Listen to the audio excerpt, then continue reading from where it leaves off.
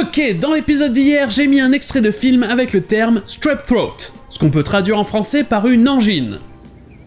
Because I got strep throat. And it's bad. I don't want to give it to everyone else.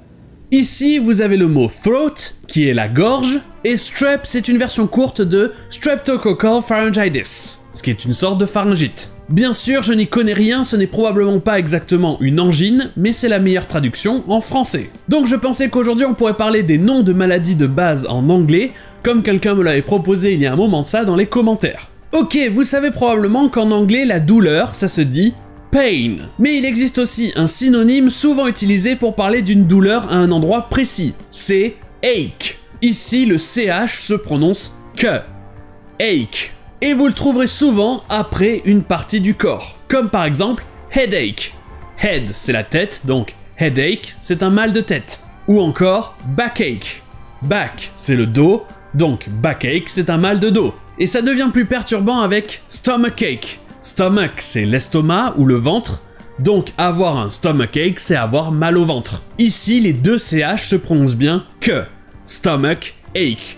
Stomachache. Des fois, avec les mots dont on vient de parler, il y aura un espace entre la partie du corps et ache. Avec ou sans, c'est correct. What's the matter with you two? You're acting very odd. It's his stomachache. Calm down. Ça marche aussi pour une douleur émotionnelle. On parle de heartache. Heart, c'est le cœur, donc c'est un mal de cœur. Ça veut dire ressentir de la peine ou du chagrin.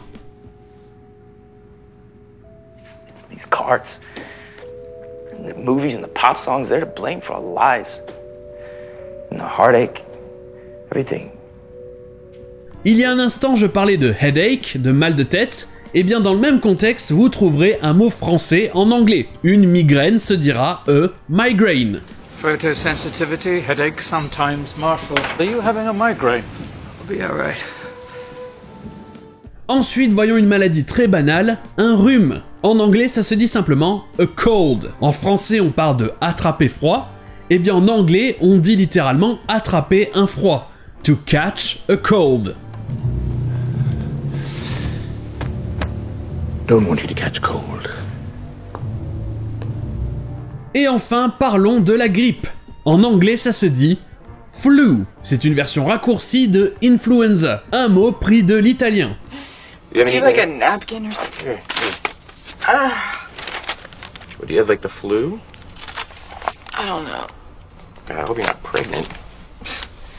Et sur ce, je vous dis à demain.